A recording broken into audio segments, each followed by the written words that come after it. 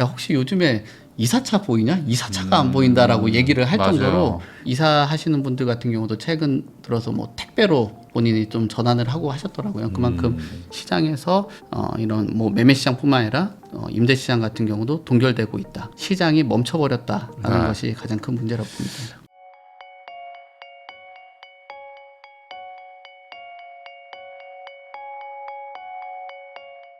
안녕하세요. 부익남TV의 부익남입니다. 오늘은 부동산 전문가분을 모셨습니다. 도시와 경제 대표님이시죠. 송승현 대표님 모시고 최근 부동산 시장에 대해서 다양한 주제로 이야기 나눠보도록 하겠습니다. 대표님 안녕하세요. 네, 안녕하세요. 네. 제가 그 뉴스나 뭐 이런 것들에서 그 기자 인터뷰하고 이런 것들로 제가 많이 접했었는데 실제로 이제 뵙는 건 처음이거든요. 근데 실제로 이 부동산 관련해서도 오랫동안 또 업력도 있으시고 또 이런 자문 같은 것도 많이 하시잖아요. 그러다 보니까 좀 객관적으로 현 상황을 좀 봐주시지 않을까 해서 좀 모셨습니다. 예, 감사합니다. 그 지금 시장에서 가장 좀 이슈가 되는 것 중에 하나는 어쨌든 거래량이 막 급감하면서 가격이 좀 내려갈 수도 있겠다라고 생각했던 분들도 있는데 생각보다 가격이 내려가지 않고 뭐 기사들에서는 오히려 뭐 강남은 신고가 나온다 이런 얘기들도 있단 말이죠. 지금 시장의 전반적인 분위기를 어떻게 봐야 됩니까? 우선 6월 27일 대책이 있고 나서 거래량이 굉장히 많이 급감을 했어요. 소위 한 70에서 한 80% 사이 정도가 급감을 했다라는 거는 거래 위축이 크게 작용했다라는 건데요.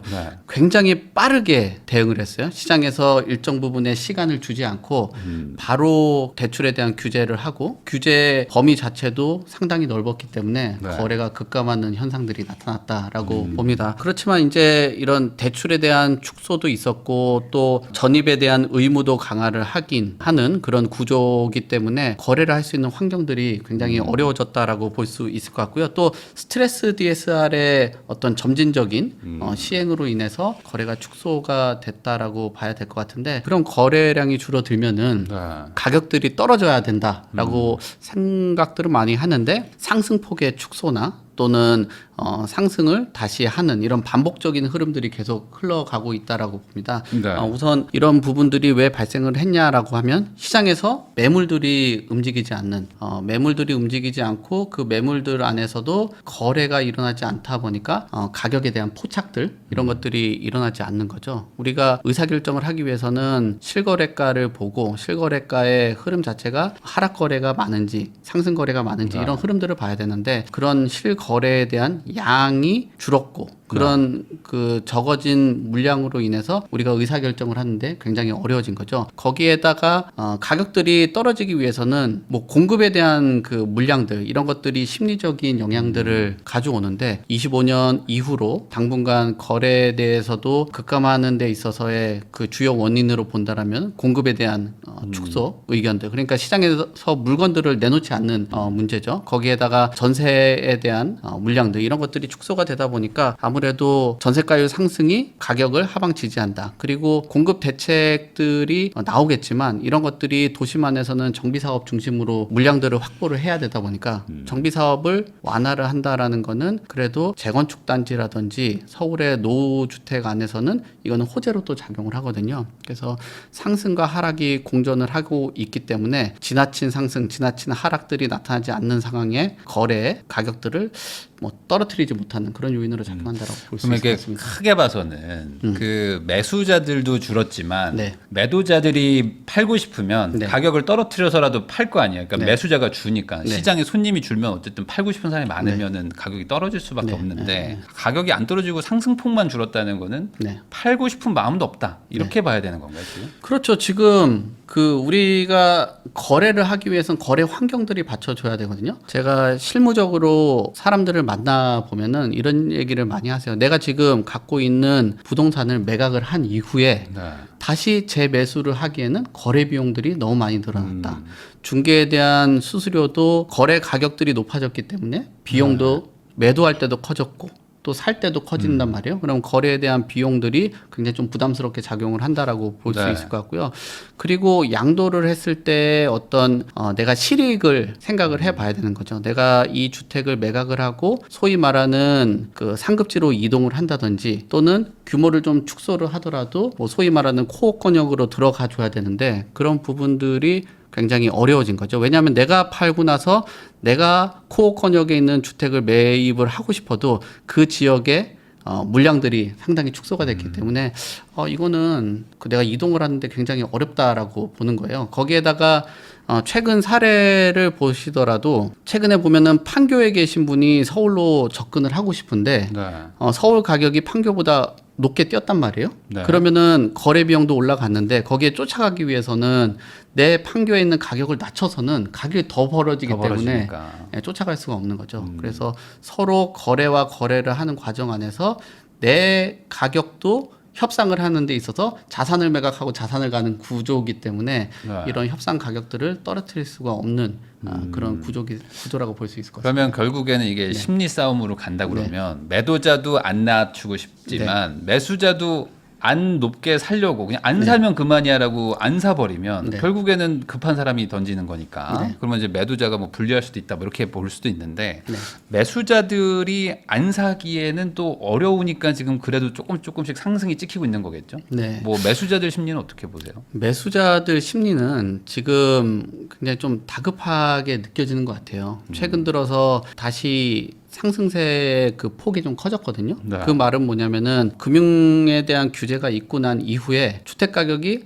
쉽게 사그러들지 않는다라는 거예요. 그러면 결국은 시장에서 시장을 주도를 하는 거는 물량을 갖고 있는 사람들인데 이 물량도 앞으로 신규 물량이 더 늘어난다든지 유통될 수 있는 물량들이 늘어나 줘야 되는데 지금 그런 물량들이 줄어들고 있고 그러면은 내가 관망을 하기 위해서는 전세라든지 월세 시장에서 머무르면서 대기를 해줘야 되는데 전세에 대한 가격 뭐 이런 것들도 쉽게 낮아지지 못하고 거기에 월세 가격은 또 올라가는 그런 구조란 말이에요. 그러면은 매매 시장 안에서도 유통되지 못하고 확보되지 못하는 공급 물량. 그러면은 임대 시장을 바라봐야 되는데 임대 시장 안에서도 순환되지 못하는 이런 문제들 그리고 임대차법 이후로 어떤 그 임대 시장이 순환되는 주기가 굉장히 길어졌거든요. 그런 길어진 임대 시장 안에서 물량 확보를 못한다라는 거는 내가 지금 당장 의사결정을 하지 않는다라고 한다라면은 임대 시장에서도 소위 힘들어지고 또 매매 시장에서는 나중에 쫓아가지 못하는 금액으로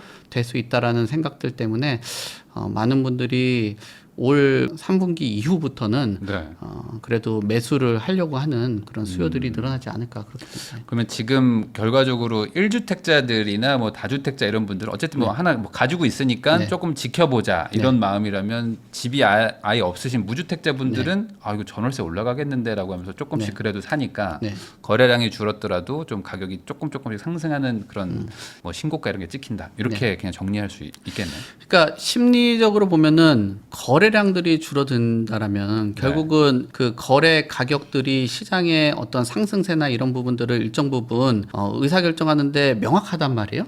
왜냐하면은 다수의 분포도가 찍혀 있는 거래를 바탕으로 해서 내가 의사결정을 하는데 좀 더 투명하게 거래를 할 수 있는데 한 건 한 건의 신고가가 나타난다라는 거는 심리적으로 굉장히 불안하게 할 수 있거든요. 왜냐하면 그 한 건 자체가 소위 시장에서 판단하시는 분들은 상승률이라든지 이런 부분들을 고려를 하지 않는 거예요. 왜냐하면은 우리가 정책을 바라보시는 분들 같은 경우 율에 좀 예민하지만 시장에 참여하시는 분들은 액에 굉장히 그렇죠. 예민하게 아무래도, 작용하거든요. 그러니까 시장에서는 뭐 0.1% 이렇게 올랐다라고 해도 막상 실무로 접근을 하고 내가 집을 살려고 하면 0.1이 아니라 1억, 2억씩 올라가다 보니까 쫓아가지 못한다라는 이런 우려들이 있는 거죠. 그래서 많은 그 실제 거래가 일어나는 것들이 시장에 도움이 되고 수요자든 또는 공급자든 어떤 가치 판단을 하는 데 있어서 도움이 될 수 있다. 그래서 사실 정책 중에서도 가장 안 좋은 정책이 거래를 줄이는 정책이거든요.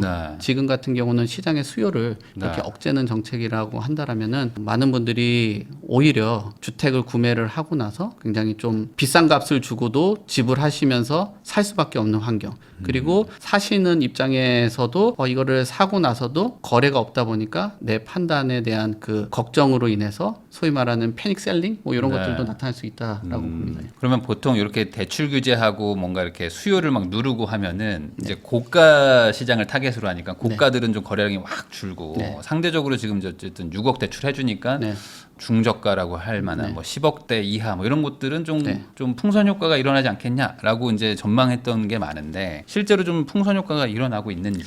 뭐 제가 보는 시장에서는 가격적인 풍선 효과는 그렇게 크게 나타나지 않았다라고 봐요. 지금 투자 시장이 과거에는 다주택자가 시장을 선도를 하고 어떤 가격을 보고 움직였다라고 보면은 지금은 실수요자들이 움직이는 그런 시장이거든요. 그 실수요자는 내가 매수를 하고 보통 거주를 한 8년에서 한 10년 정도 한단 말이에요.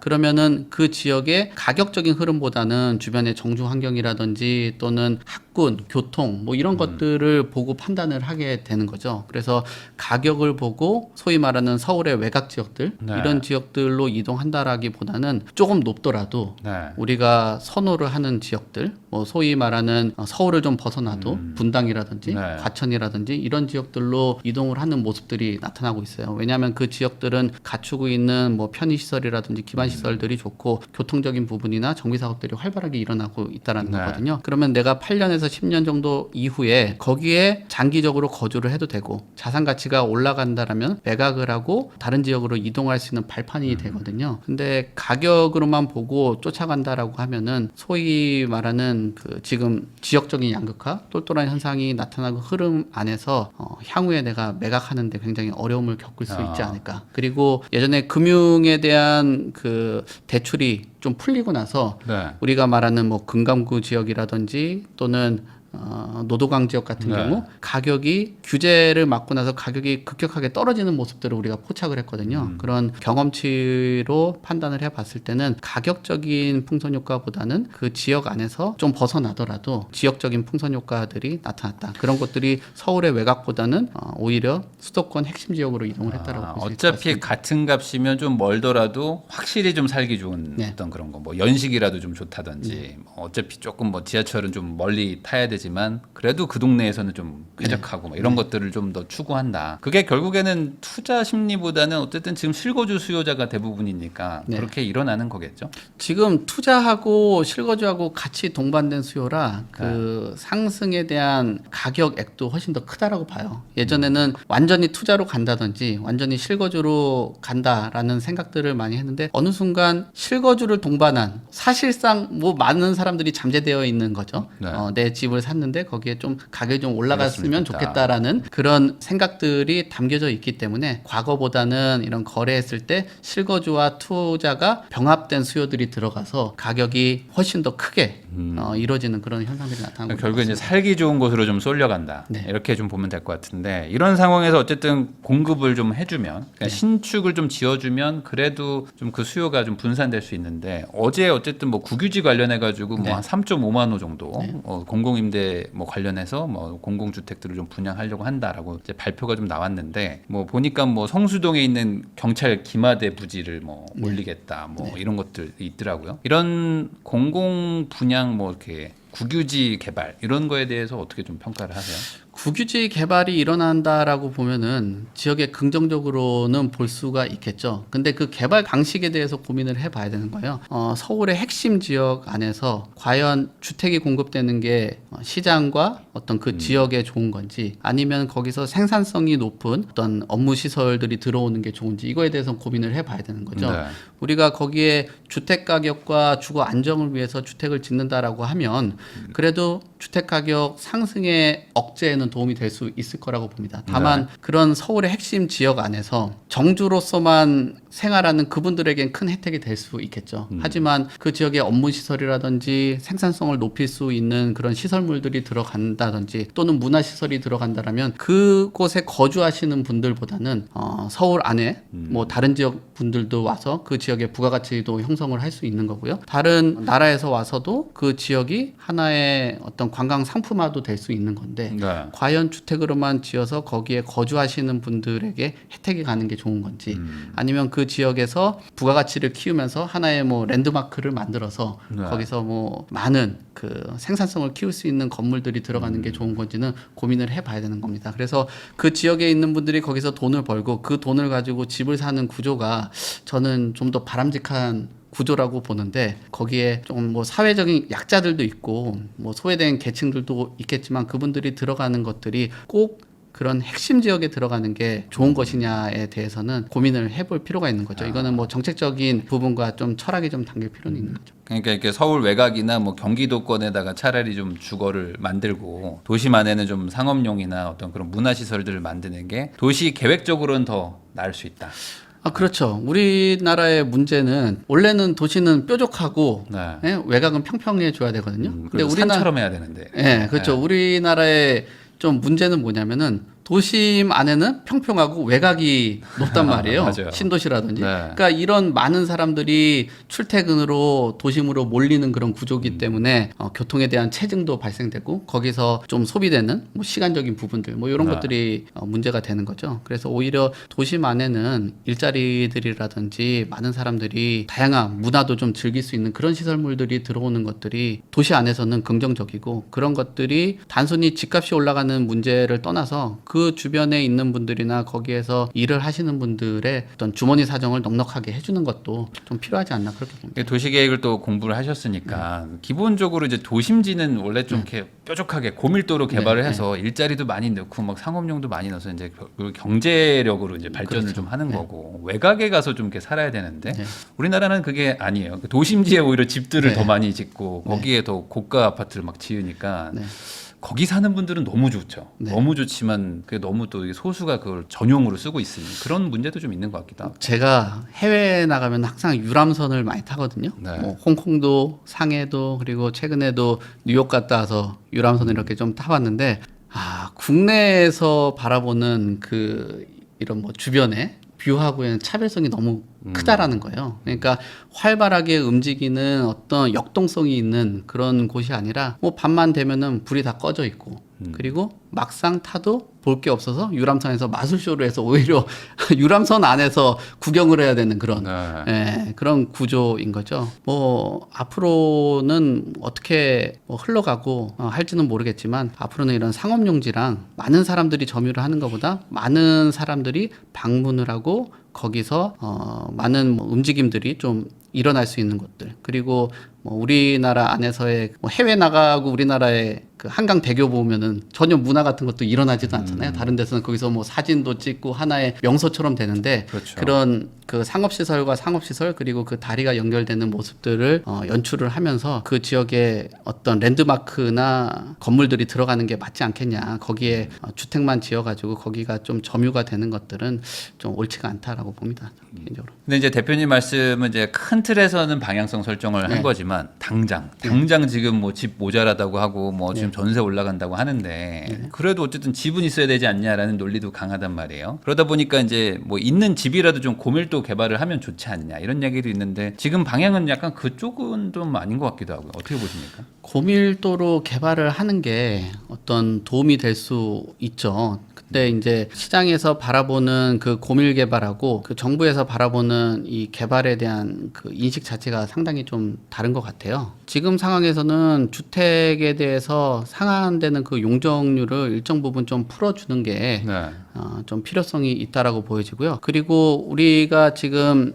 그 비아파트 시장이라든지 이런 지역 안에서도 일정 부분 그 높이를 좀 올려줄 필요가 있다라고 봅니다. 지금 우리가 해답을 자꾸 재건축 단지나 이런 곳에서 자꾸 찾으려다 보니까 좀 어려움을 겪고 있고 거기서 본인들의 치적을 쌓기 위해서 어떤 공공에서 좀 시행을 적극적으로 하려고 하는 그런 모습들을 보이고 있는데 민간 시장 안에서도 공급들이 일어날 수 있도록 그리고 저층 주거지에서도 개발하는 데 있어서 소위 말하는 그 비아파트 시장 뭐 이런 지역들도 좀 활성화를 하는 것도 중요하다라고 보여지고요. 그리고 상업시설 안에서도 좀 필요성이 있어서 아마 얘기가 좀 논의가 되고 있는 걸로 알고 있는데 상업시설도 일정 부분 좀 보수를 해서 거기서 이제 공급을 할 수 있는 그 물량들을 주거용으로 좀 바꾸는 거요. 네, 그렇게 하는 게 좋지 않겠냐라고 봅니다. 뭐 물론 여러 가지 뭐 주차라든지 뭐 용도 변경하는 데 있어서 여러 제약들은 있겠지만 그런 부분들을 최대한 완화를 해주는 게 좋을 것 같거든요. 우리가 업무 시설들이 들어가 있다라는 거는 말 그대로 그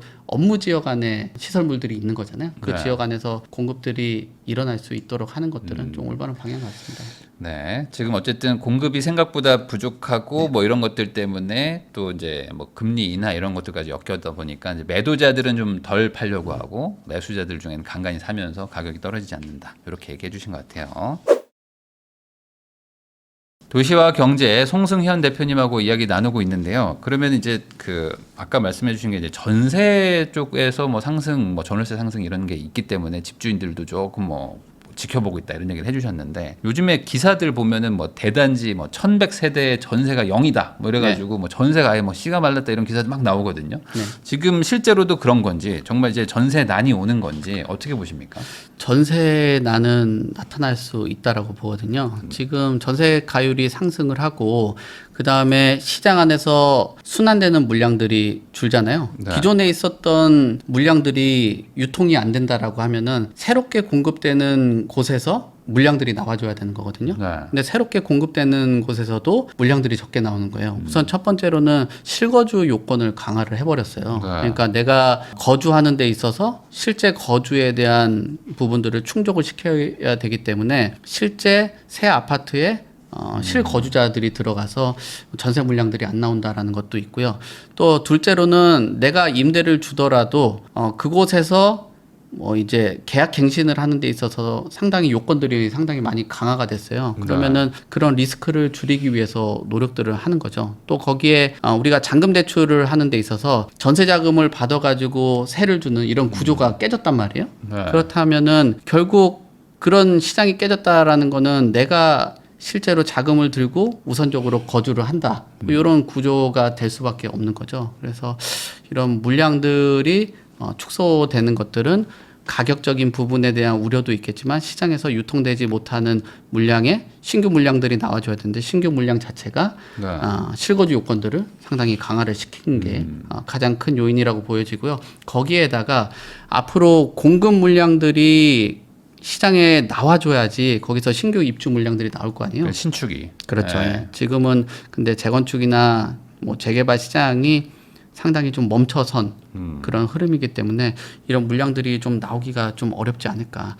그리고 이 전세가율을 우리가 상당히 유심히 봐줘야 되는데 전세가율이 높아지고 있어요. 그러면 이 높은 전세가율을 부담할 수 있는 여력을 갖춘 임차인들이 점점 그 수요의 양이 줄어들 수밖에 없단 말이에요. 그럼 이 수요들이 월세 시장으로 가버리고 이 월세 시장에 월세 가격들이 올라가는 구조 이런 것들이 나타날 수밖에 없죠. 지금 그런 흐름들이 나타나고 있죠. 네. 그리고 이런 월세 가격들이 올라가는 것들을 일정 부분 완충을 해줬던 것들이 전세 가격인데 전세 가격들이 지금 올라가고 있고 물량들이 줄어들다 보니까 월세 가격들이 올라가는 그런 완충 역할을 전혀 못한다라는 게 이 전세 가격의 문제라고 볼 수 있을 것 같습니다. 특히 요즘에는 이제 전세가 자체가 뭐 한 2년 전보다 이렇게 많이 올라가는 추세다 보니까 계약갱신 청구권을 엄청 많이들 쓰시더라고요, 실제로. 그래가지고 아예 매물 자체가 그러니까 전세가 시장에 안 나와 버리는 뭐 이런 효과들도 있는 것 같기도 하고.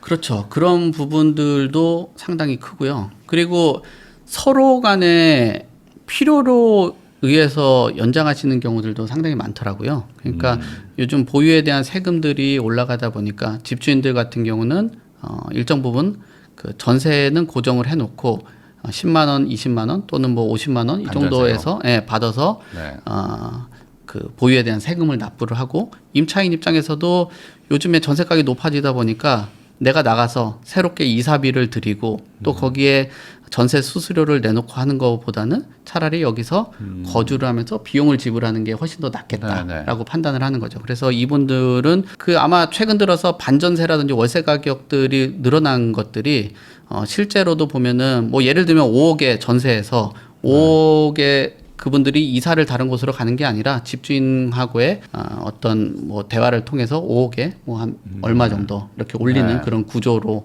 가고 있어서 이동이 좀 적은 그런 흐름이라고 봐야 될 것 같습니다. 요즘에는 전세가도 비싸져가지고 전세 이동하실 때 내는 중개 수수료도 이제 만만치 않아요. 막 전세 막 15억, 20억짜리 사시는 분들도 그렇죠. 있잖아요. 그런 분들은 거의 뭐 집 살 때 내는 수수료만큼 내시니까 차라리 그냥 월세 올려주고 말겠다. 그렇죠. 그리고 임차인도 이사 가는 데 있어서 수수료 본인도 내거든요. 거기에다 이사에 대한 또 비용도 발생을 하고 있어요. 그래서 이사비도 상당히 많이 올라갔고 그러다 보니까 사람들이 전세 시장에서 최대한 동결.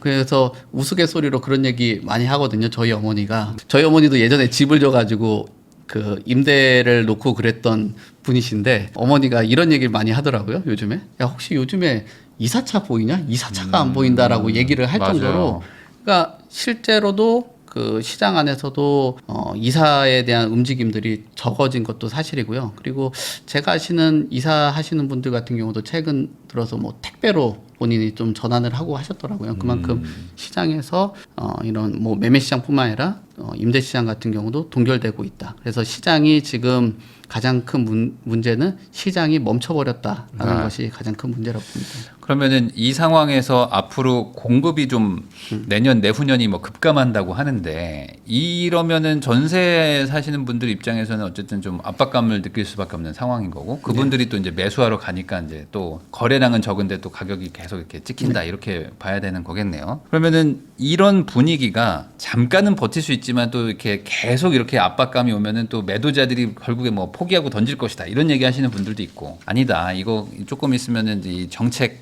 소위 말하는 정책 약발이 다 떨어지고 다시 상승한다 뭐 이런 얘기들도 있고요. 지금 전반적으로는 좀 어떻게 보세요? 매매 전세? 뭐 던지는 곳도 있을 거라고는 봐요. 근데 우리가 그 지역적인 특색들이 있는데 자산 시장으로 불리우는 강남이나 또는 강북 쪽에서 마용성 지역 같은 경우는 자산 여력들이 있고 자산가들이 들어가는 시장이거든요. 네. 그 말은 시장에서 버틸 수 있는 체력들이 상당히 있다라고 보는 거죠. 뭐 실제로 몇몇 케이스로는 자금 여력이 없으신 분들도 이런 고가 시장으로 들어온 경우들도 있긴 하겠지만 대체적으로 자금 여력들이 있는 분들이 들어왔기 때문에 던지는 경우는 좀 적을 것으로 보여지고요. 다만 자금적인 여력들이 좀 불충분하고 소위 자산 체력이 좀 부족한 외곽 지역 같은 경우는 던질 가능성들이 있다라고 봅니다. 그래서 전세를 지금 거주를 하시는 분들 같은 경우는 그런 물량들을 받는 것도 하나의 기회라고 보여지고요. 그리고 거래량들이 줄어 있을 때 어떤 뭐 선택을 했을 때는 그 협상력들이 높아질 수 있는 상황이기 때문에 그런 것들은 매수 쪽으로 전환을 해도 좋은 전략으로 보여집니다. 다만 이 전세 가격 같은 경우가 단기간에 해결되고 월세 가격도 해결될 수 있는 구조가 아니기 때문에 개인적으로는 뭐 시장을 모니터는 하겠지만 12개월 안에는 의사결정을 하는 게 답이다 그렇게 봅니다. 전세가 거꾸로 떨어질 만한 요인은 없나요? 전세가 떨어질 가능성도 있습니다. 전세에 대한 대출 규제를 강하게 한다라고 하면은 전세 가격들은 떨어질 가능성들이 있다라고 보여지고요. 다만 고정된 값으로는 떨어지진 않고 왜냐하면 그분들은 이동을 하지는 않으니까 오히려 그 전세 물량들이 더 줄어들 가능성들이 있어요. 왜냐하면 내가 여기서 나가고 다시 전세를 받으려고 대출을 한다라면 거기에 대한 금융 리스크가 커지고 내 에쿼티가 높아질 수밖에 없거든요. 그래서 동결되는 현상들이 커질 것으로 보여지는데 신규로 진입하시는 분들은 전세 가격들이 뭐 그거에 맞춰가지고 대출을 축소를 한다라면은 아무래도 전세 가격은 떨어질 수 있다라고 봅니다. 왜냐면 이제 전세 쪽에 유동성 공급을 좀 줄이면 전세가도 이제 신규 전세가 좀 내려갈 수밖에 없으니 그러면 이제 새로 전세 맞춰야 되는 분들 2+2 쓰고 난 새로 맞추는 소위 갭 투자해놓은 주인들이 돌려줄 돈이 없어서 급매로 던질 것이다 이런 논리들도 좀 있거든요. 급매로 던지는 분들도 있겠죠. 근데 그런 표본 자체가 상당수를 차지를 해줘야지 시장이 그런 드라마틱한 인하로 가는데 그곳에 자금을 가지고 들어오신 분들 같은 경우는 그 정도의 자금 여력들이 없는 분들이 접근하는 시장은 아니다라고 보거든요. 그래서 그게 좀 어려울 것으로 보여지고요. 그리고 요즘 전세가 예전에는 신규 단지가 들어오게 되면은 전세 가격이 낮아지는 구조였어요. 하지만 요즘 신축 아파트 같은 경우는 과거의 그런 물량하고 좀 다르게 물량도 굉장히 줄어들었고 아파트 자체가 갖고 있는 신축 아파트의 희소성을 갖고 있어서 요즘에는 오히려 주변 시세보다 한 5에서 한 10% 정도 높은 경향들이 나타나고 있거든요. 그래서 이런 신규 아파트들이 들어오면서 전세 가격이 좀 떨어지고 그런 주택을 유지를 하지 못하는 분들이 시장에 물량들을 던지기에는 최근 신규 아파트가 갖고 있는 전세 가격이 시장의 그 매도 물량들을 좀 지탱해 줄 가능성이 크다고 봅니다.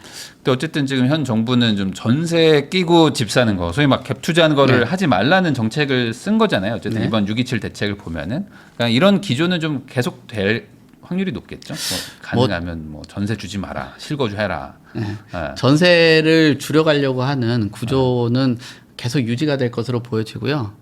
이런 전세를 축소할 가능성도 있다라고 봅니다. 다만 이런 전세 물량들이 축소가 된다라는 것들이 앞서서 말씀드린 것처럼 전세가 갖고 있는 완축 역할을 못하는 그런 문제가 있기 때문에 월세 가격이 좀 급격하게 올라가는 그런 구조적인 변화가 크게 나타날 가능성이 크다라고 봅니다. 그 일각에서는 또 이런 얘기도 있거든요. 월세를 무한정 올려달라고 한다고 내줄 수 있는 게 아니지 않냐. 그 소득의 한계도 있을 것이고, 그러니까 주인들이 받고 싶다고 해서 받을 수 있는 건 아니다. 그러니까 월세도 뭐 올라가다 멈출 것이다. 뭐 이런 얘기들도 있거든요. 뭐 그렇게 충분히 주장이 될 수밖에 없죠. 근데 이제 그 높아진 월세까지는 올라간다라는 게 문제죠. 어쨌든 더 올라간다. 그렇죠. 그 월세까지에 도달하는 것들이 중요한데 그 기간을 우리가 10년 동안 그 가격을 올라가는 것보다 겁을 내는 거는 뭐 0에서 100이라고 하면 이 10년 정도면은 1년에 10% 정도잖아요. 감당할 수 있다라고 보는데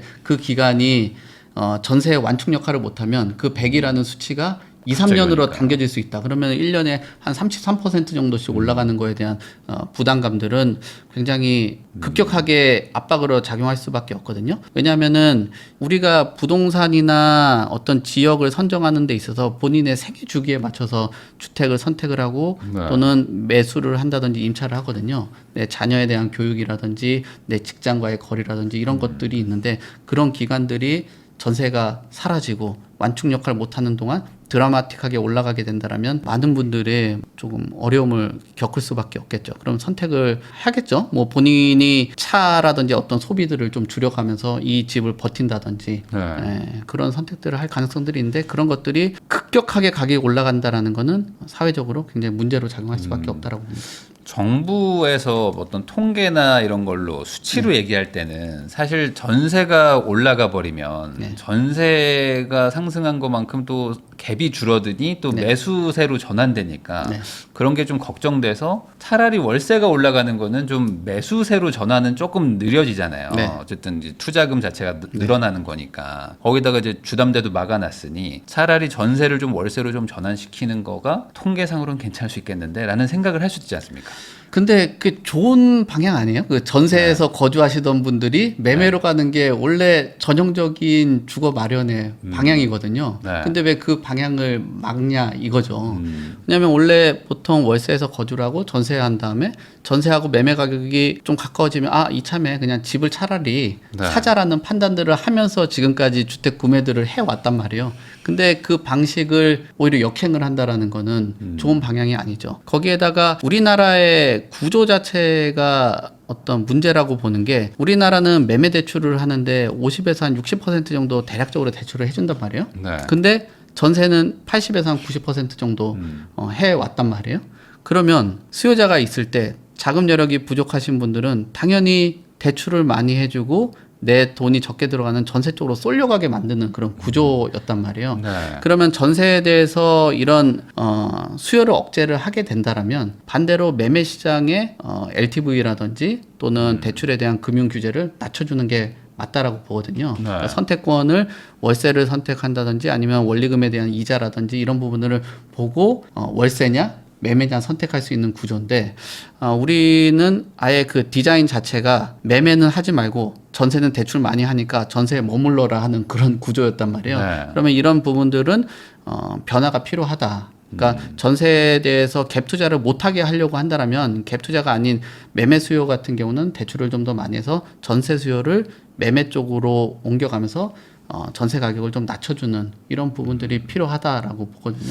근데 지금은 주담대도 좀 줄이고 그다음에 이제 그 전세 자금 대출도 조금 막 줄이려는 그런 약간 뭐 언론 기사들도 막 나오는 것 같으니까 전반적으로 그냥 매매 전세 둘 다 좀 못하게 하고 월세로 그러니까 유도하는 정책으로 보이기도 그러니까 하는데. 그게 문제라는 거죠. 예전에 문재인 정부 때 가장 지적을 많이 받았던 게 뭐 사는 것도 비싸고 보유하는 것도 세금 많이 내고 팔 때도 세금 많이 내는 것 때문에 이거는 뭐 들어가지도 나가지도 진출입도 못하는 세금 구조다라고 하면서 엄청난 비판을 받았단 말이에요. 지금 구조 자체도 그때는 세금이라고 하면 지금은 대출에 대한 이런 비판이 따를 수밖에 없다. 이건 집도 사지 못하고 전세로도 거주하지 못하고 월세 쪽으로 출구를 이렇게 만들어 놓는다라면 그런 수요가 매매 수요와 전세 수요가 응집이 돼서 월세로 간다라고 하면 앞서서 말씀드린 그 가격의 급등세가 좀 크게 나타날 수 있다라고 보여집니다. 근데 이제 또 정부에서는 이런 얘기를 했거든요. 그 대출 6억으로 막을 때 그 대부분의 90%의 사람들은 대출을 6억 이하로 받기 때문에 뭐 크게 문제가 없고 이제 고가의 주택을 사는 사람들만 좀 대상이 된다 이런 식의 어떤 그 약간 그 뭐 질의응답 그런 내용을 제가 봤거든요. 그러니까 그런 것처럼 이 대출 규제를 했다고 하더라도 사실 전국으로 보면 대다수의 사람들은 뭐 대출 규제 안에서 대부분 돈을 빌리는 것도 사실이기도 하거든요.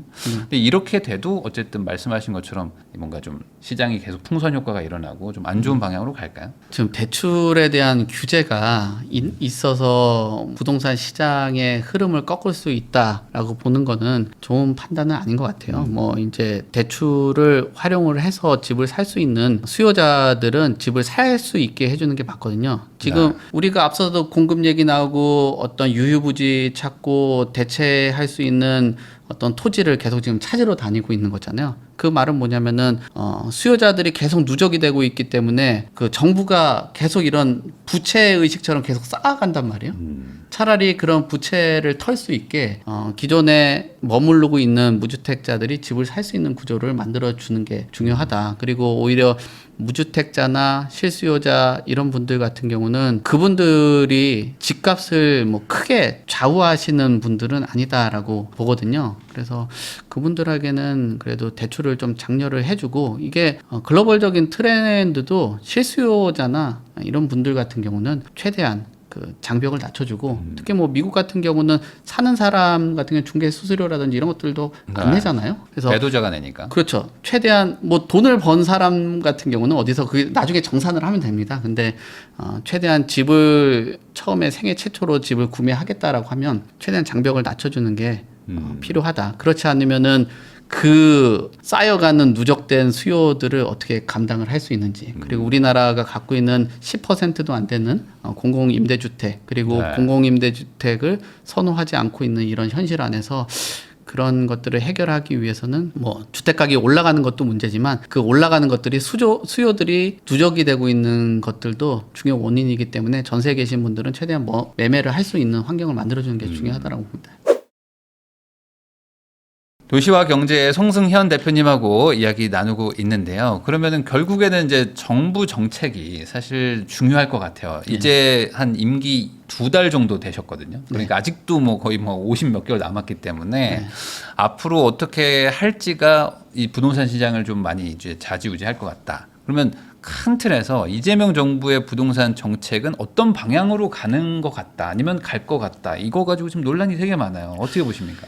이재명 정부는 수요 억제책으로 흘러갈 가능성이 크다라고 보거든요. 우리가 이제 공급을 확대를 할 거냐 또는 수요를 억누를 거냐라고 본다라면 첫 번째 나온 대책 자체가 물론 부동산 대책은 아니다라고도 얘기하지만 사실상 수요를 억제한 정책이었거든요. 금융대책. 예, 그러면 그 정책의 방향성을 보고 판단을 했을 때는 수요 억제 쪽으로 갈 수 있다. 그래서 그런 것들이 우선적으로 보면은 금융에 대한 정책이 가장 클 것으로 보여지고요. 역시나 주택담보대출을 6억으로 제한을 했고 또 전세에 대한 대출에 대한 규제 얘기들도 나오고 있어서 이런 방향성으로 흘러갈 것으로 보여집니다. 근데 이런 부동산 정책이 이런 식으로 흘러간다라고 해서 집값을 억누를 수 있냐라고 보면은 공급에 대한 그 대책도 같이 병행이 돼 줘야 되는데 그 공급에 대한 대책 자체가 어떤 방식으로 나오느냐에 따라서 뭐 가격은 좀 달라질 것으로 보입니다. 그러면 지금 어쨌든 시작은 좀 수요를 많이 누르는 걸로.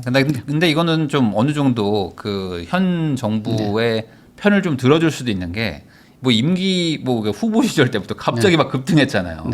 그러니까 이게 너무 막 급등하니까 사실 예전에 그 올라가던 속도 수준을 넘어서서 막 한 일주일에 막 1, 2억씩 올라버리니 그 폭등장을 한번 잠재우겠다 뭐 이런 명분은 있었다고 저는 생각을 하는데 이 정책이 단기에 끝나면 뭐 그 잠깐 폭등기를 잡는 건데 이게 꽤 길어질 수도 있지 않겠습니까?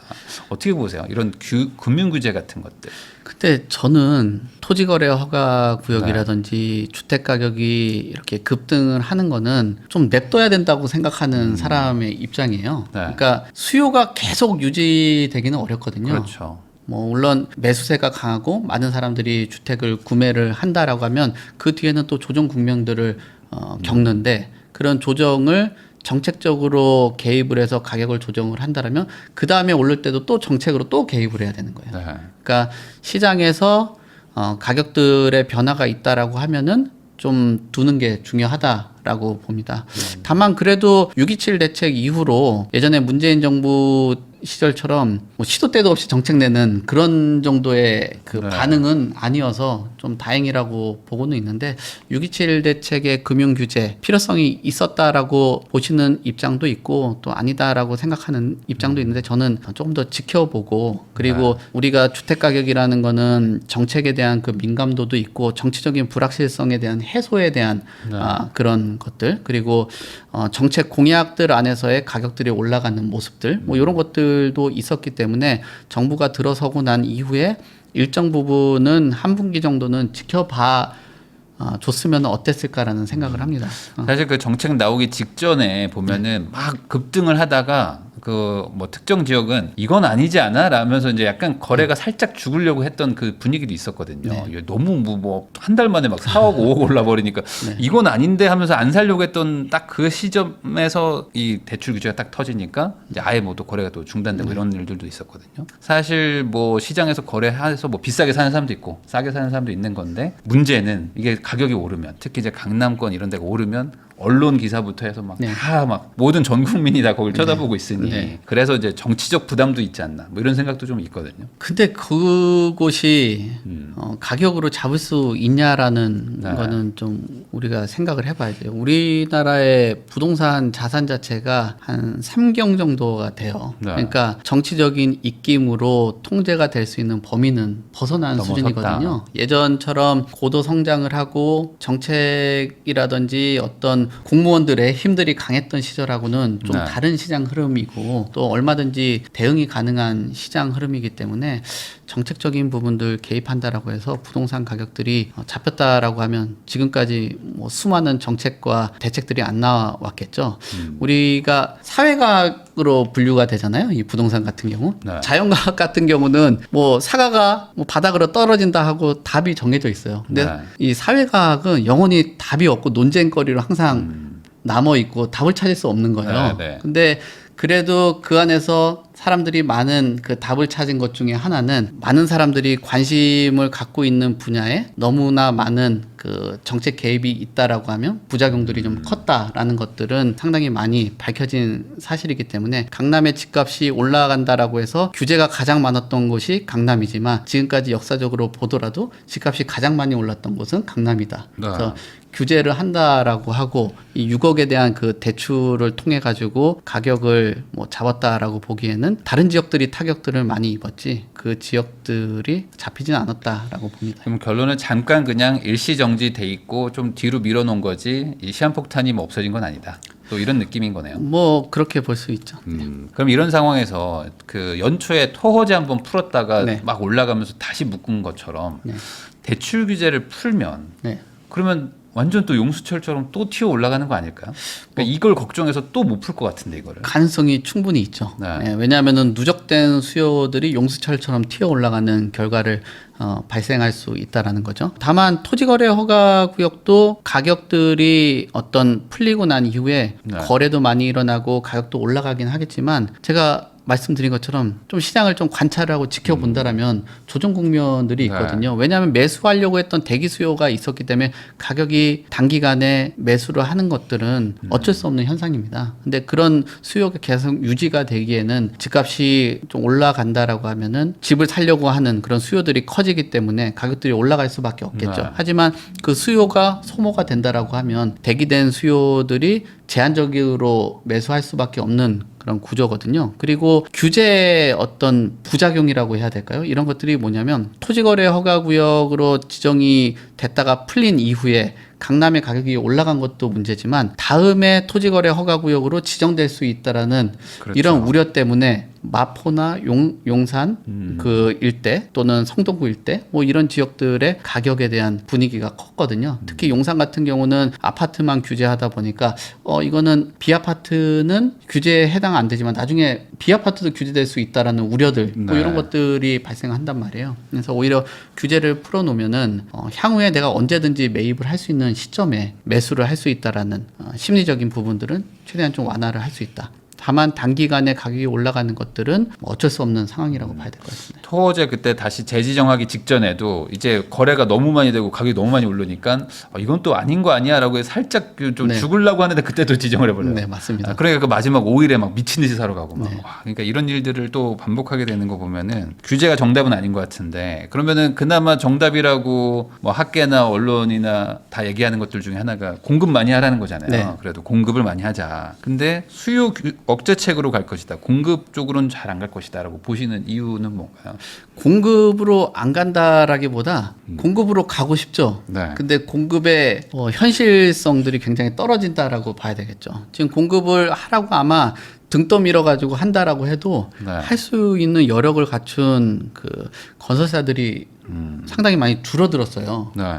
물론 뭐 유수의 10대 건설사들 같은 경우는 그 본인들의 신용도 있고 하기 때문에 돈을 빌리는 것도 그리고 조합 입장에서도 선택받을 가능성들도 있기 때문에 이런 것들은 갈 수 있다라고 보는데 그러면은 정비 사업지 안에서의 그 공급인 거고 다른 지역에서 전반적으로 공급이 나오기는 어려운 구조다라는 거죠. 그리고 이 공급들이 나오면은 사실 저는 개인적으로 공급이 나온다고 해가지고 집값이 안정된다라고 생각하지는 않아요. 그러니까 우리가 그 가격의 그 변화를 봐도 10억짜리 하는 지역에 20억짜리 아파트를 지으면 나중에 아파트 가격이 더 올라가는 구조고 오히려 10억 아파트에 5억 3억짜리 아파트를 짓게 되면 가격이 떨어지는 그런 구조거든요. 그래서 강남에 특히나 서울의 그 중심권에 있는 재건축 단지에서 공급이 일어난다라고 해서 집값의 안정에 도움이 된다라고 보는 입장은 아니에요. 그래서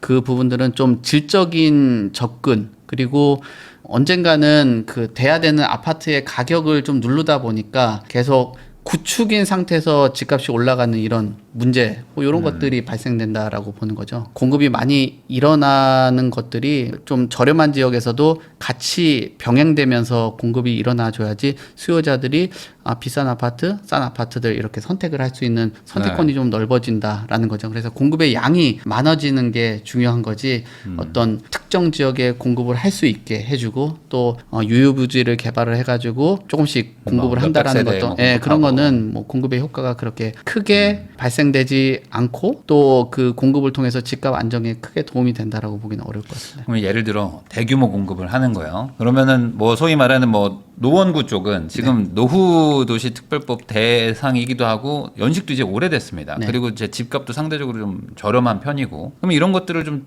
재건축 같은 것들 아예 뭐 대규모 재개발을 개념으로 해서 하면 이런 것들이 유의미하게 좀 그 시장에는 공급으로 좀 받아들이지 않을까 싶기도 한데 이런 쪽으로는 잘 안 가는 것 같기도 하고요. 어떻게 보세요? 그렇습니다. 지금 국내 정비 사업은 순환 개발을 하거든요. 여기서 네. 조금 하고 여기서 조금 하고 이제 이렇게 해서 집값이나 전세 가격 안정을 하기 위해서 노력들을 하는 것 같은데 말씀하신 것처럼 집값의 안정을 갖고 오기 위해서는 대규모 개발들이 크게 나타나 줘야 되는 거거든요. 예를 네. 들면 목동 같은 경우가 아마 단지별로 계속 개발을 하게 되면 집값을 여기서 올리고 순환적으로 가격을 올리는 구조일 거예요. 네. 근데 뭐 10개 단지 이상이 한 번에 동시다발적으로 공급이 된다라면 집값 안정에는 크게 도움이 될 수 있을 네. 겁니다. 다만 현실적으로 그게 어렵다라는 거죠. 그렇게 큰 사업을 하기 위해는 네. 자금적인 부분도 상당히 좀 부족할 수밖에 없는 거고 하지만 우리 그 부익남 선생님이 말씀하신 것처럼 노원구에 네. 어떤 규제를 상당히 좀 완화를 해서 대규모 공급을 하게 한다라면 다른 지역 대비했을 때 주택 가격이 좀 낮은 지역이기 때문에 그런 지역에는 가격들이 좀 안정세를 찾을 수 있다라고 보는 거죠. 하지만 그 지역에 있는 분들 같은 경우는 왜 우리 지역 집값도 낮은데 대규모 공급에 어떤 희생양이 돼야 되냐 그런 불만들은 나올 수 있을 거라고 봅니다. 그러니까 이게 그러면 결국에 어떻게 해야 됩니까? 집값 상승은 인정할 수밖에 없다. 네. 그러면은 뭐 신도시로 가야 되나요?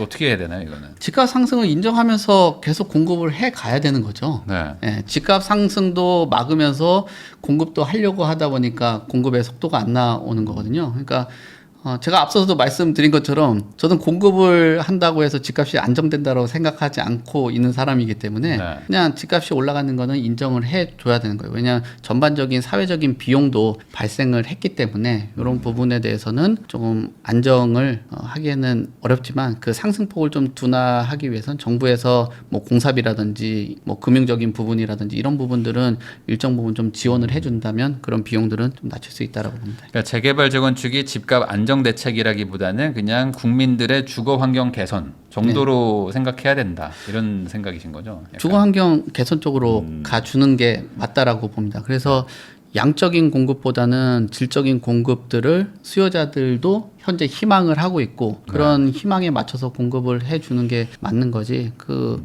저렴한 주택으로 공급된다라고 해가지고 그 저렴한 주택에 아마 나중에 청약의 경쟁을 보면은 아마 경쟁률이 그렇게 높지는 않을 것 같습니다.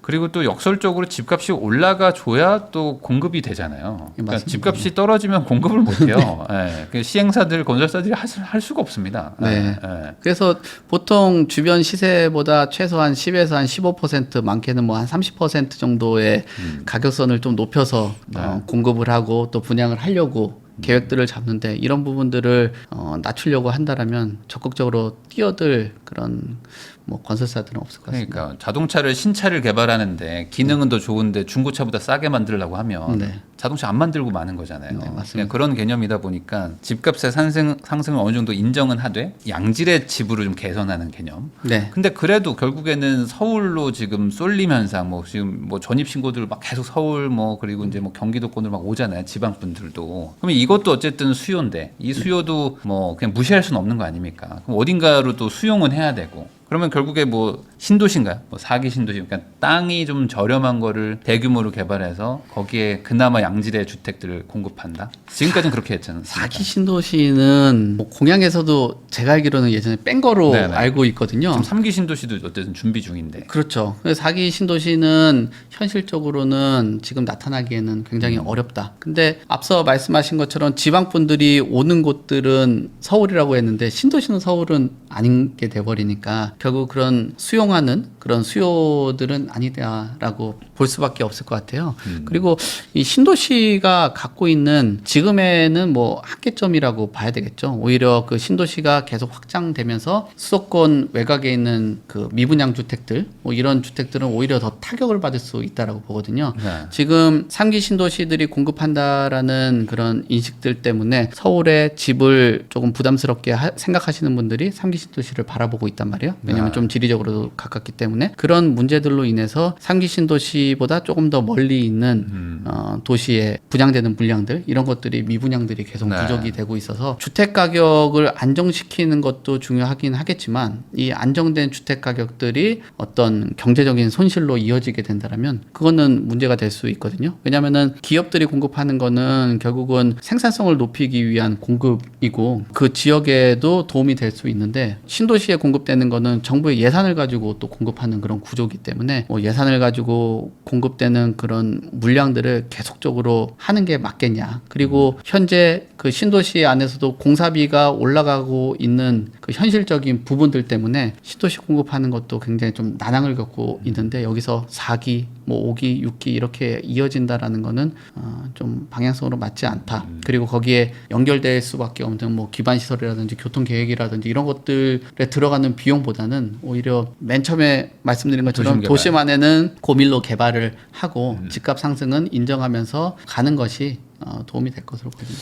사실 도시는 이제 대도시일수록 대중교통 같은 것들 위주로 타게 하면서 이제 자차를 좀 줄이고 그러면서 이제 주택은 고밀도로 개발을 하는 이런 식으로 가긴 가야 되는데 우리나라는 그 방향은 아니죠. 약간 저밀도로 차량 대수를 뭐 확보를 많이 해주면서 고급 리조트처럼 짓는 걸로 지금 간단 말이죠. 도시 안에 고급 리조트를 지어버리니 가격이 또 폭등하는 것도 있는데 이게 결국에 사회적으로 그게 합의가 되면 좋겠지만 대표님 말씀하신 것처럼 가격 올라가는 거 인정하자.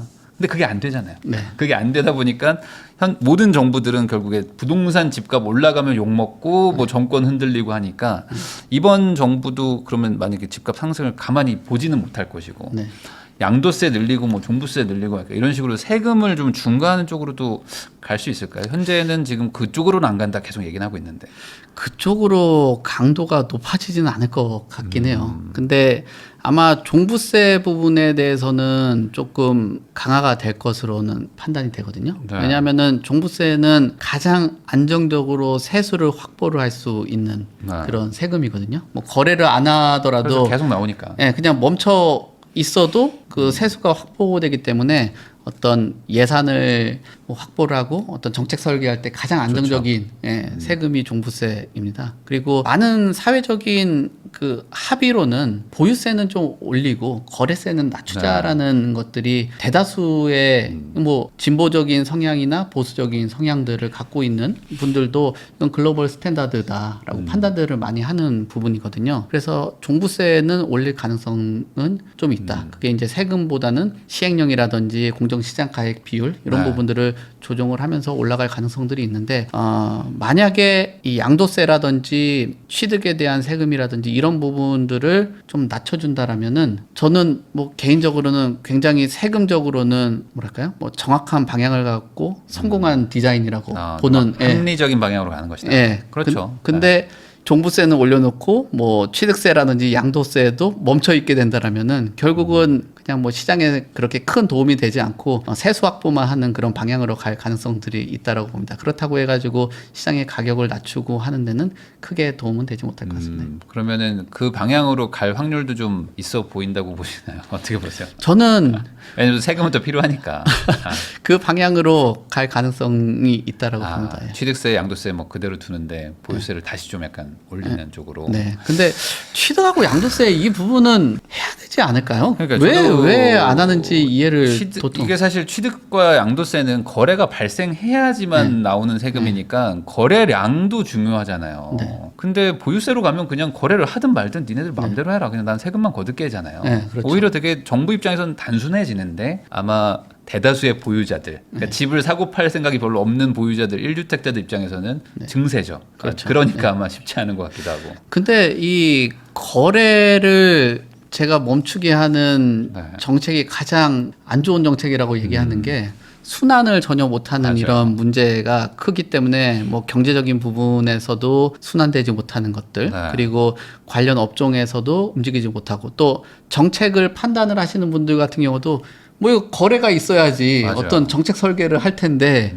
뭐 추상적으로 생각할 수밖에 없는 거잖아요. 그러니까 결과치를 내기 위해서는 인과관계가 있어줘야 되는데 어떤 원인 파악하는데 굉장히 안 좋을 수밖에 없다. 그래서 저 개인적으로는 앞으로 제가 뭐 얼마 동안 뭐 이 일을 할지는 모르겠지만 이 일을 하는 동안 거래세를 낮추는 그 정부가 들어온다라면 뭐 이건 정치적인 걸 떠나서 어느 쪽에 들어오든 저는 적극적으로 지지할 의사가 있습니다. 저도 이번에도 이렇게 지지율도 있고 이제 여당 또 의석수도 많기 때문에 이럴 때 한번 국민을 좀 설득해가지고 그러니까요. 보유세 높이고 취득세, 거래세 낮추자 그런 식으로 가는 게 더 좋다라는 거 한번 얘기하면 좋겠는데 그쪽으로 방향이 좀 잡히면 좋겠습니다.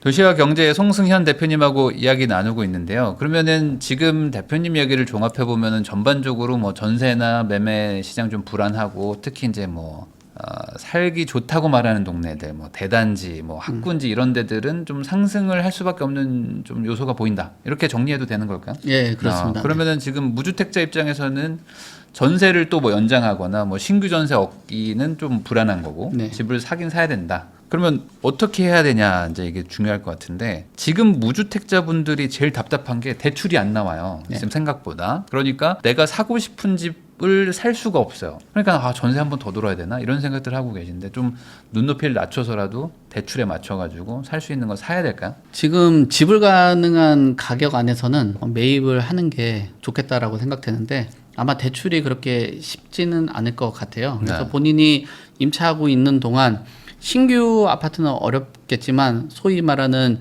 전세를 껴져 있는 그런 주택들이 있거든요. 이런 주택들은 고민을 해서 매입을 하는 게 괜찮은 방향이라고 봅니다. 그러니까 전세가율이 뭐 요즘에 좀 움직이고는 있지만 그래도 한 60에서 한 70% 정도 되어 있는 곳이라면은 실제 거주보다는 지금 주택을 매입을 전세를 활용해서 매입하는 게 좋겠다 생각합니다. 그러니까 지금 실거주 하려니까 대출 비중이 너무 작은데 뭐 한 50%만 넘어가도 사실 대출 받는 것보다 나은 경우들도 많거든요. 그냥 그런 것들은 그냥 전세에 있는 거 끼고 살아. 근데 전세 끼고 사도 이제 627 대책 이후에 거래하고 하면은 이제 전세금 반환 대출 못 하고 뭐 1억으로 막히고 막 이런 게 있잖아요. 그러니까 괜히 이거 전세 끼고 샀다가 나중에 돈 못 돌려주면 어떡하나 이런 걱정들도 있으실 것 같은데 그럼에도 불구하고 좀 전세 끼고 사는 게 나을까요? 네, 근데 그런 부분들을 선택을 해줘야 되는데 그 선택의 범위 안에서는 임차 수요들이 어떤 좀 풍부한 지역을 선택을 하는 게 좋겠죠. 그러니까 학군 수요라든지 또는 정비 사업들이 일어나면 거기서 이주 수요가 발생되는 지역들이 있거든요. 그런 지역이나 뭐 업무지가 인접한 지역들 이런 곳들은 그래도 임차 수요들이 일정 부분은 확보가 되어 있기 때문에 전세 반환에 대한 리스크는 적다. 다만 입주 물량들이 누적이 되어 있고 미분양들이 많이 누적된 지역들 이런 지역들은 반환에 대한 리스크가 있을 수밖에 없기 때문에 그런 부분들은 고려를 해봐야 될 것으로 보여지고요. 그리고 앞으로 몇 년간은 신축 물량들도 줄어 있는 상황에서 입주 물량이 부족합니다. 그래서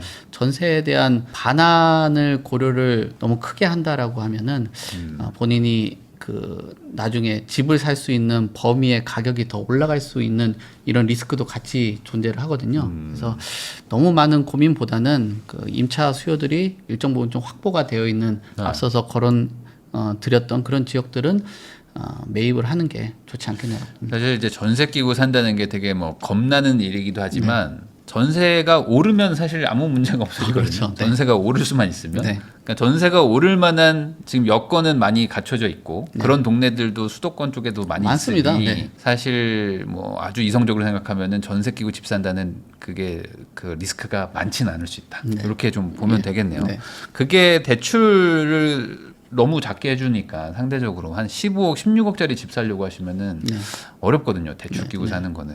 근데 그렇게 만약에 샀어요. 근데 전세금 반환 대출을 계속 유지하면 난 언제 들어갑니까? 뭐 이런 생각들도 있으실 것 같은데 이거 어떡하죠? 그냥 우선은 사놔야 되나요? 그래도? 사서 자산을 매각을 하면서 자금을 굴릴 필요가 있어요. 그러니까 우리가 주택을 매입을 하고 나서 단순히 그 부분이 이제 퇴거를 하고 내가 들어가서 산다라는 생각으로만 갖고 내가 그 지역에 투자하는 지역이 있고 내가 거주하는 지역은 별도로 설정을 해놔야 되겠죠. 그래서 보통 본인에 대한 그 투자를 한 주택의 매각 대금 그 차액에다가 플러스 이제 대출 금액 그리고 거래 비용 이런 것들을 고려를 해서 내가 그 선택할 지역의 아파트를 가는 거죠. 뭐 예를 들면은 이런 거요. 지금 내가 강남에 그 전세로 임차를 하고 있지만 뭐 마포나 성수동에 전세를 활용해서 그래도 임차 수요들이 좀 괜찮은 지역이니까 거기로 매각을 하고 그다음 지금 그 강남에서 뭐 자녀를 키우고 있지만 자녀가 이제 뭐 학교를 간다든지 또는 출가를 할 시기가 된다라고 하면은 그 매각한 금액하고 내 전세금하고 일정 부분 대출금을 해서 뭐 성동구나 마포는 아니더라도 그 옆에 뭐 광진구라든지 동대문구라든지 이런 쪽으로는 충분히 실거주를 할 수 있는 거거든요. 내가 투자를 한 곳에 똑같이 그 지역을 들어가겠다라는 거는 조금 버거울 수 있어요. 하지만 내 전세금하고 매각한 금액하고 대출 금액하고 합친다면 그 투자 지역보다는 조금 벗어난 또는 연식이 투자한 곳보다는 좀 떨어진 곳 그런 곳들에 충분히 진입이 가능합니다. 그러니까 지금 너무 실거주만 생각해서 또 놓치지 말고 이번에 좀 상승 여력이 좀 있으니 이럴 때 좀 그냥 순수하게 이제 투자로서 그렇게 또 따라가야 또 다음번에 실거주용 집을 사니까 그런 의미로 말씀하신 것 같아요. 근데 또 이제 단기적으로 보면은 특히 이제 항상 연말로 이제 가면서 추석쯤 해가지고 한번 뭐 하나 나오잖아요. 부동산 대책 같은 거 나오고 예전에도 물론 결과적으로는 상승했지만 중간중간 한번 뭐 9.13 대책 뭐 이런 거 한 번씩 탁탁 터지면서 가격이 막 한번 탁 조정됐던 적들도 있다 보니까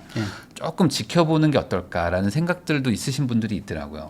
뭐 월세로 우선 갔다가 한 6개월, 1년 안에 집 살 겁니다. 이런 분들도 있는데 그렇게 하는 게 나을까요? 아니면은 그냥 만기 됐으면 뭐 사는 게 맞을까요? 만기가 돼서 자산이 어떤 살 수 있는 여력이 된다라고 하면은 사는 게 좋긴 하겠죠. 그 조정되는 국면 안에서 내가 원하는 주택이 나올 수 있는 확률이 완벽하게 떨어지긴 어렵거든요. 그리고 그런 규제 정책이 들어오고 나면은 오히려 집값이 조정될 수도 있겠지만 그 조정된 집값의 그 물량들을 앞서서 얘기 드린 것처럼 또 집주인들은 관망할 수도 있단 말이에요. 그리고 규제 이후에 가격의 변동을 보통들 한 달, 두 달 정도는 관망을 하면서 지켜보는 경향들이 있어서 네.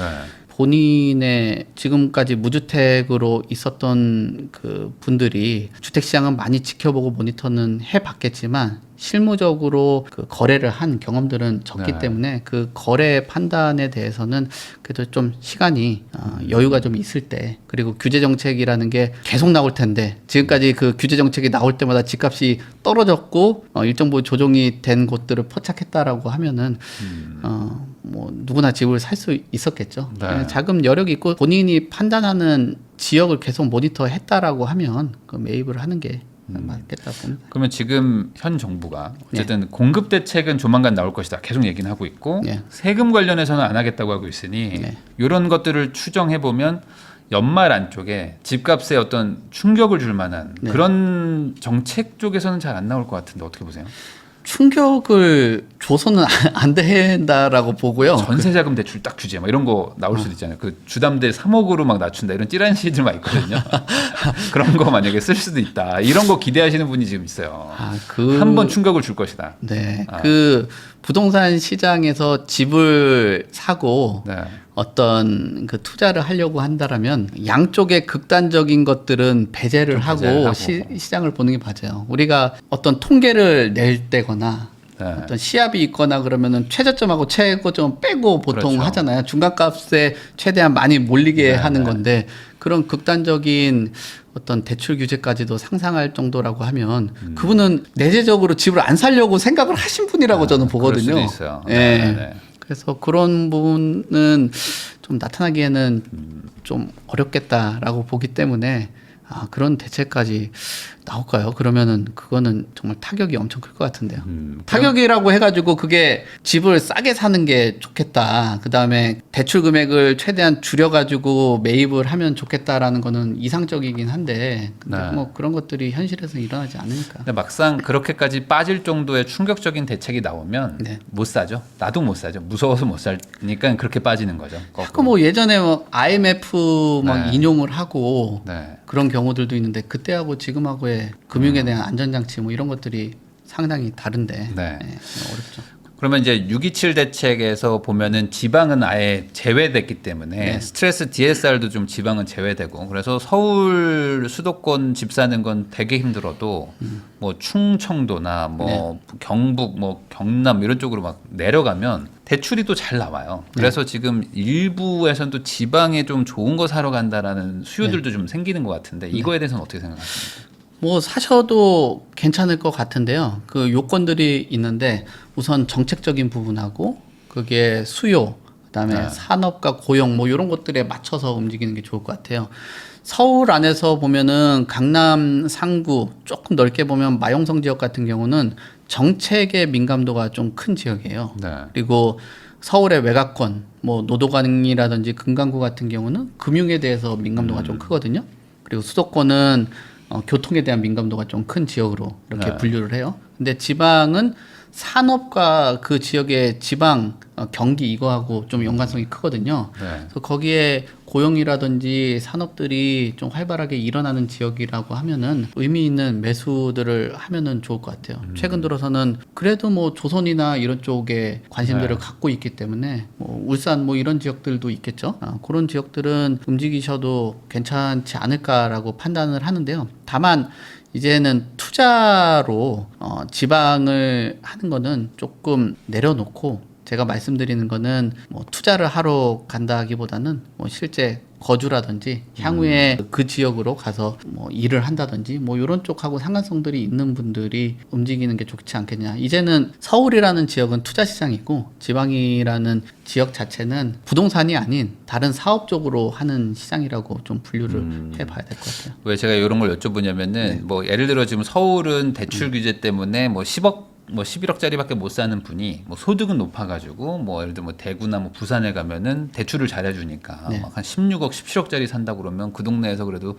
좋은 거 산단 말이죠. 그러니까 뭔가 이 수도권 안에서 그냥 뭐 중간 정도를 사느니 차라리 그냥 나는 서울 거주하지만 뭐 지방에 아예 그냥 대장주 같은 걸 사놓겠다 뭐 이런 전략을 쓰시는 분들도 있어가지고 그건 좀 너무 리스크가 있을까요? 뭐 그런 리스크도 있긴 하겠지만 결국은 전체 그 지역의 어떤 소득이라든지 또 그 지역을 받아줄 수 있는 수요들이 있어줘야 되거든요.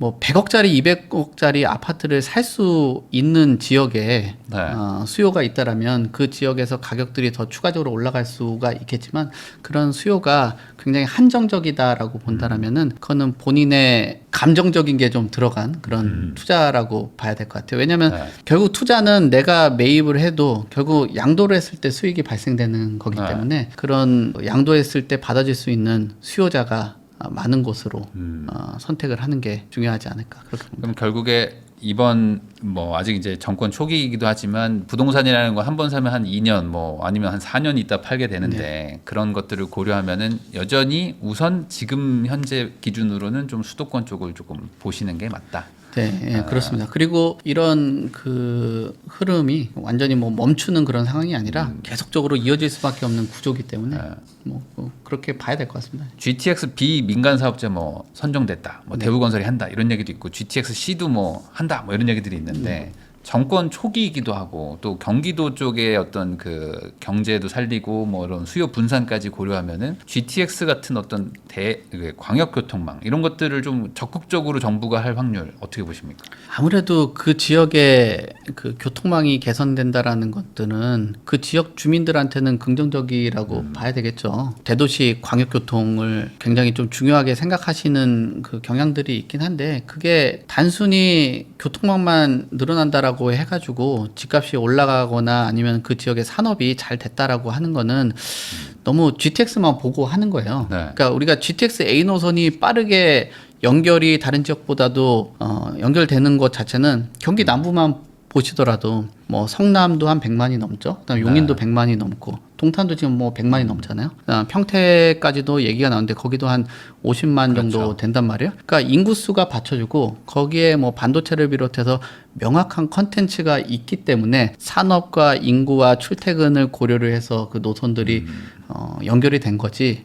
만약에 그런 것들이 명확한 뭐 컨텐츠가 없다라고 하면은 연결은 하겠지만 뭐 효용성 같은 게 굉장히 떨어진 노선이 될 가능성이 있다. 그래서 넓혀주는 것도 필요성은 있지만 그게 과연 하고 나서의 그 가치가 부여될 수가 없다라고 하면은 오히려 그런 수요가 많은 곳에 추가적으로 편의성을 높여주는 게 맞지 없는 곳에 억지로 그 수요를 분산하기 위해서 좀 교통을 하는 거는 맞지 않다. 그래서 예전부터도 이제 교통 체제가 달라져 가지고 예전에는 수요 분산을 위해서 교통망을 했다라고 하면 지금은 수요가 있는 곳에 교통망을 설치해 주려고 하는 그 트렌드잖아요. 그렇기 때문에 B노선, C노선 사업자는 됐다라고 해도 그게 과연 얼마나 빠르게 진행될 수 있겠냐라고 보면 앞서 말씀드린 것처럼 인구와 그 지역의 산업이 받쳐주지 못한 곳에 속도를 내기는 좀 제한적이다 봅니다. 아무래도 GTX B 같은 경우는 뭐 사업성 안 좋다고 해가지고 계속 뭐 이렇게 지연되고 했었던 것도 있기 때문에 뭐 지을 수는 있겠지만 이제 말씀하신 어떤 그 투자금 대비 어떤 효용에 대해서는 좀 고려를 많이 했었죠 그동안도 심사숙고를 하다가 어쨌든 뭐 지금 이제 진행이 되지만 이런 것들이 속도가 좀 안 날 수도 있다라고 얘기를 해주신 것 같습니다. 그러면 이제 대표님께서 또 오랜 시간 또 부동산 시장을 또 전망도 하고 보셨기 때문에 이런 상황이 또 반복되는 것도 있고 또 새로운 부분도 있을 텐데 항상 이게 집 사고 팔고 하시는 분들은 지금이 또 이제 새롭게 느껴지니까 이럴 때 또 조심해야 될 부분도 뭐 있을 것 같기도 하고요. 지금 시장에서 가장 중요한 건 뭔지 뭐 마지막으로 간단하게 한마디 해주시면 좋을 것 같습니다. 지금은 부동산 투자를 할 때 의사 결정할 때 현금 흐름 뭐 이런 것들은 정말 중요하게 생각을 하셔야 될 것 같아요. 뭐 집값이 오른다라고 하고 저도 집은 사는 게 좋다라고 말씀은 드리지만 때로는 그냥 권유만 하고 무책임할 수 있거든요. 그러니까 현금 흐름 안에서 내가 가처분 소득 대비했을 때 대출 상환될 수 있는 그런 능력들을 절대적으로 생각을 하실 필요가 있고요. 그다음에 좋은 매수도 필요하죠. 시점도 좋은 것도 필요하지만 지금 부동산 시장이 순환이 잘 안 되고 있고 거래가 잘 안 되고 있는 환경들을 고려를 해본다라면 버틸 수 있는 여력도 충분히 갖추는 게 중요하다. 앞으로의 그리고 부동산 시장 같은 경우는 지금 규제 그다음에 세제, 금리 요 세 가지가 큰 변수로 작용될 수 있기 때문에 공급적인 것보다는 이런 수요와 관련된 그 대책과 정책에 잘 맞춰가지고 대응을 하시길 바라겠습니다. 지금까지 도시화경제 송승현 대표님 모시고 최근 부동산 시장과 그리고 이제 다양한 주제로 이야기 나눠봤습니다. 이 영상이 도움이 되셨기를 바라면서 저도 대표님하고 인사 나누도록 하겠습니다. 오늘 나와주셔서 감사드립니다. 네, 감사합니다.